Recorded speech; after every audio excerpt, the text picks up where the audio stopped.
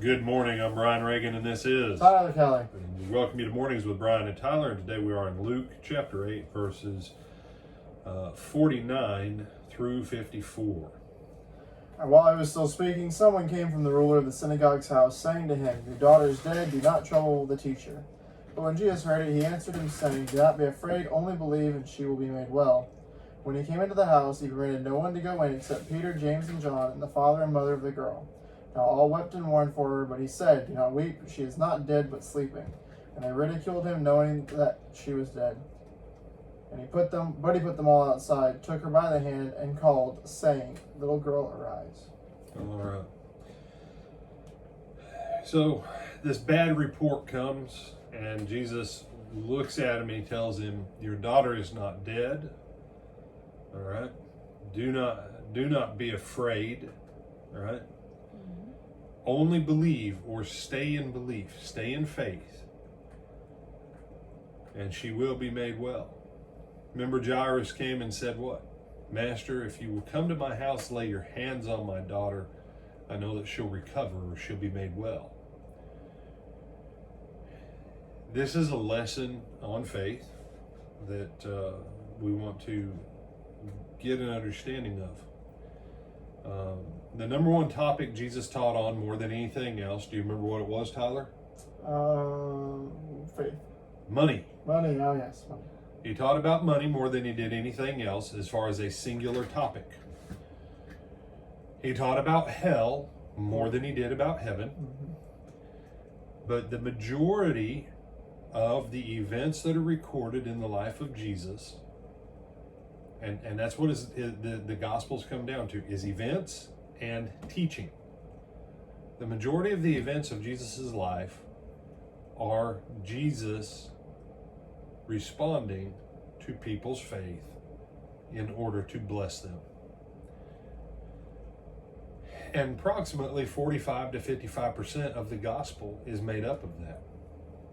Now, Tyler, what do you think? If nearly half of the content of something is made up of one general genre, should that give us notice that it might be important? I think so. You know, and you say, "Why are you saying this, Brother Brian?" Here's why. Maybe you were taught, like so many, that all these miracles that Jesus and the apostles did were just for the first century. You see, I don't like the word miracle. I don't. It's a miracle from our side. It's the exercise of God's power on his side. But most of these events are the response of God's power in proportion and because of people's faith. That's really what it is. You see, when we looked at the two demon-possessed men,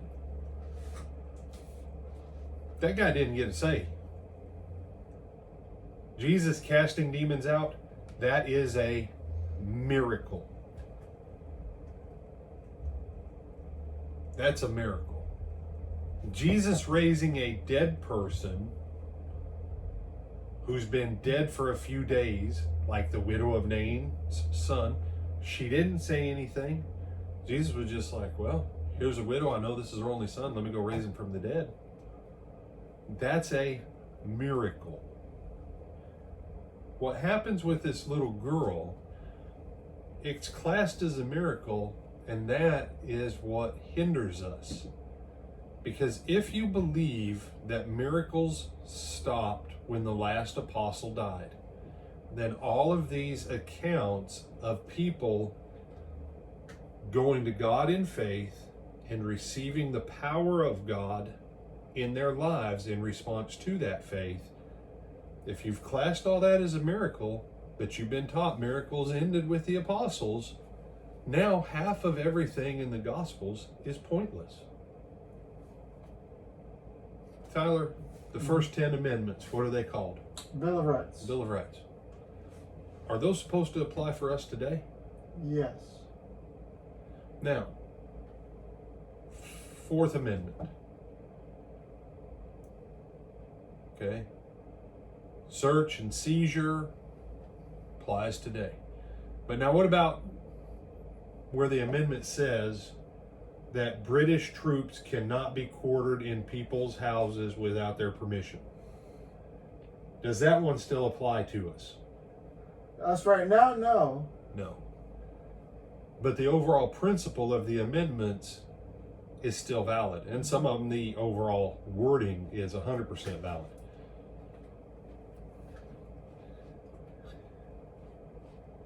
There are certain things the apostles and Jesus did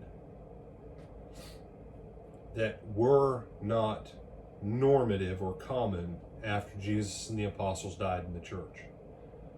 But the power of faith is. Remember what kind of faith did Jesus say could throw a mountain into the sea? I think it was faith of a mustard seed. Faith of a mustard seed. And so this incident here is a man who went to Jesus in faith. And we'll get into this a little bit more, Lord willing, tomorrow, but I need you to look at and go back, and when you read the Gospels, to see it for what it is. It's not an issue of doing miracles. It's an issue of you going to God in faith and being able to receive God's answer and power and benefit in response to your faith. And if you look at these events like this as miracles that all stopped with the apostles, do you realize that's why most people in Christian churches don't ever receive any real answers to prayer? Because you already believe that the answer isn't going to happen, because you believe all of this stuff of God doing things in our lives. You say, man, we go on. We had to recut this video because the previous edition of it was 11 and a half minutes. There is so much that flows from this.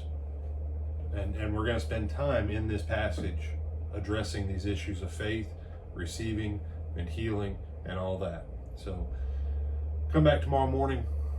We'll draw out, why did Jesus have to go to this man's house? Why couldn't Jesus just heal right there when the woman held him up? So we're going to answer that one tomorrow. You have anything you want to add to this, my brother? No, sir. All right, I'm Brian Reagan. This is Tyler Kelly. And we're out here, and see you at 12:30.